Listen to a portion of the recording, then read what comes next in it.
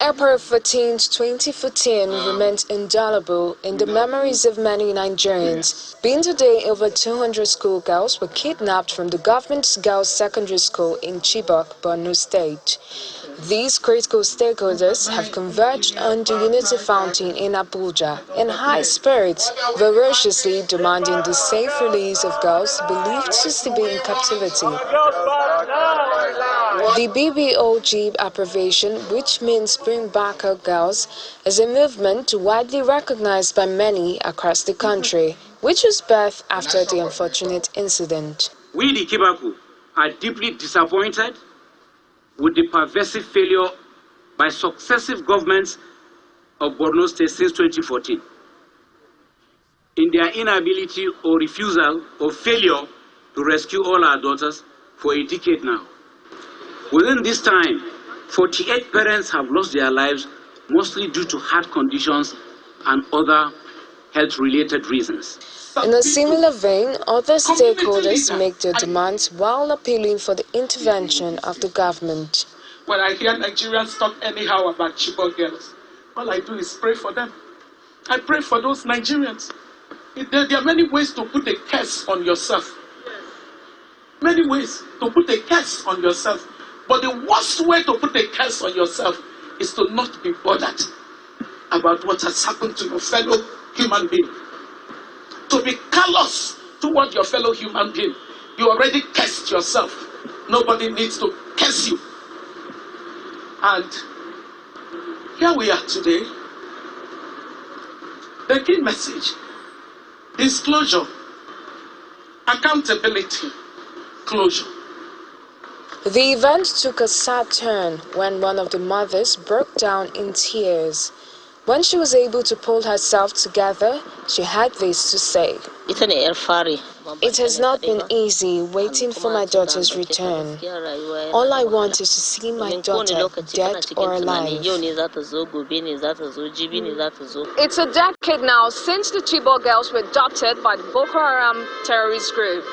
The relentless determination of the Bring Back Our Girls movement and other critical stakeholders is the driving force for the demand of the release of the 82 girls still believed to be in captivity.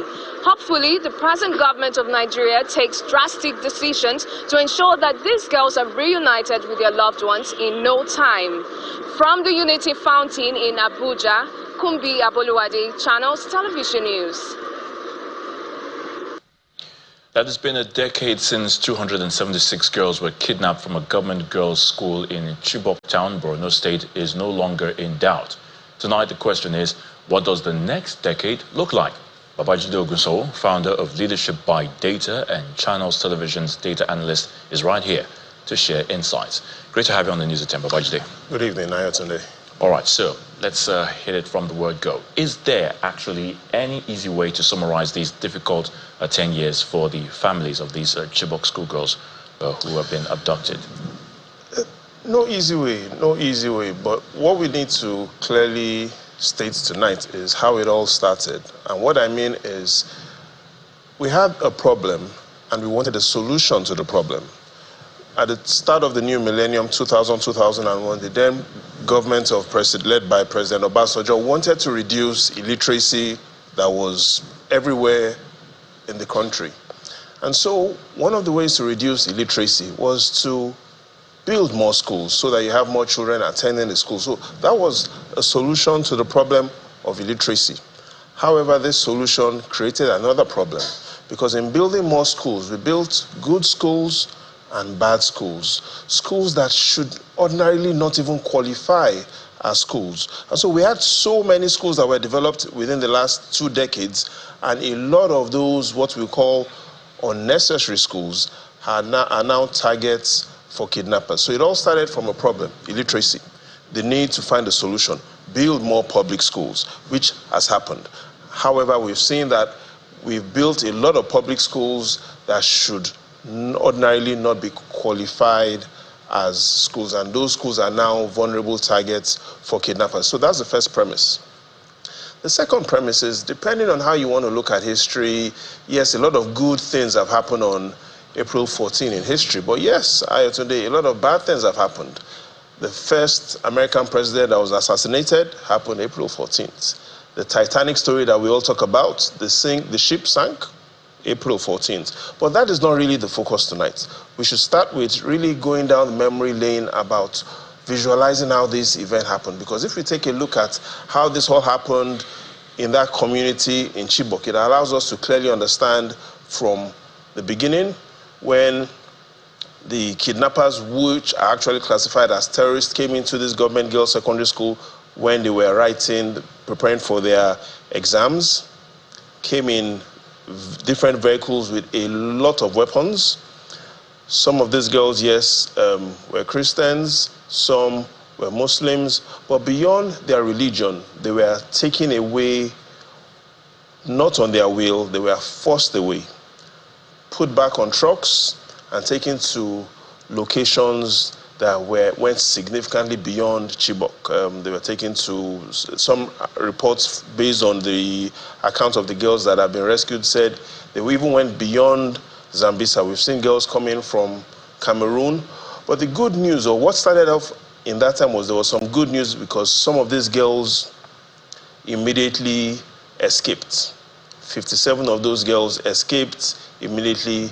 They were kidnapped, and that attempt was made. So that's how it really all started, April 14th and April 15th. So Babajide, how successful have operations or rescue operations been since 2014? So 10 years. It's good to look at, like you said, these operations. Some of them have been rescue operations by the military. Some have been releases based on some sort of negotiation. So let's take a look at those critical timelines. What has happened since 2014 to date, so that everyone clearly understands what has happened. Big day, April 14th, we saw those 57 girls released after the incident had happened. 2016, big days. The first Chibok girl, Amina Ali, was released. 2017, we saw that release of Rakia as well. Going to 2018, Salome Pagu was rescued. 2021, Awa, and we can clearly see how events have played out based on these timelines up until 2023 last year, when we also saw a lot of girls, 5 girls released. So the summary is we've seen timelines of a lot of rescue operations. In all, we've seen 183 girls rescued, but later we'll go into the statistics of exactly how of all this happened. In fact, that was what I was coming to. Of course, there seems to be different statistics, like you already said. And what are the facts really? How many girls are still missing? So it depends on how we want to look at it. First is, in such instances, there's always a margin of error, usually depending on plus or minus 3% or plus or minus 5%. So if you hear some people say 87 girls are still missing, it's still within the tolerable limit. Average of 90, some say 87, some say 93. So it's still within the allowable limit. However, what we've seen based on available records is that 183 girls have been released.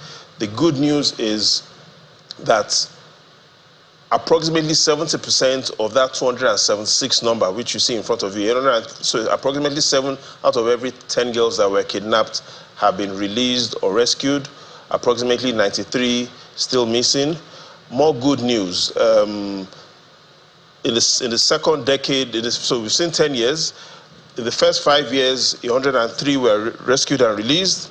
In the last 5 years, we've seen only 18 rescued and released. However, the good news is these 18 girls that have been released in the last 5 years, majority of them happened when the current Chief of Defense Staff, General Musa, was the theater commander in the Northeast. So what we expect is, since he was the one leading the theater when 18 of these girls that were released in the last 5 years happened, we perhaps should be seeing more numbers in the future years. What we've seen is, in last year we saw 5, and we hopefully should see more girls being released. So finally, Babajide, what next for the armed forces? I mean, what lessons have we learned already from all of this?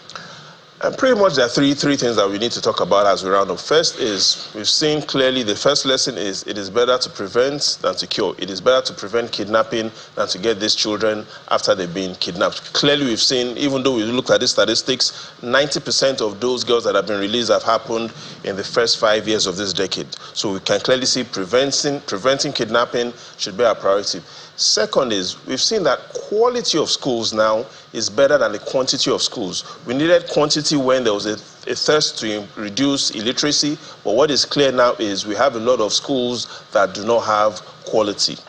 Third, and perhaps most important, is also going by the words, and if you take a look at the words of the chief, the security chief, he's clearly said that our schools, yes, need to have better quality, but there also has to be more collaboration. In his words, our schools should feel like heaven, and I agree to that. And for the kidnappers, it should feel like hell. So summary is we need to move from quantity of schools to having quality schools. Babajide Ogunsanwo, thank you so much for your thoughts on the news at 10. The pleasure is all mine, Ayatollah.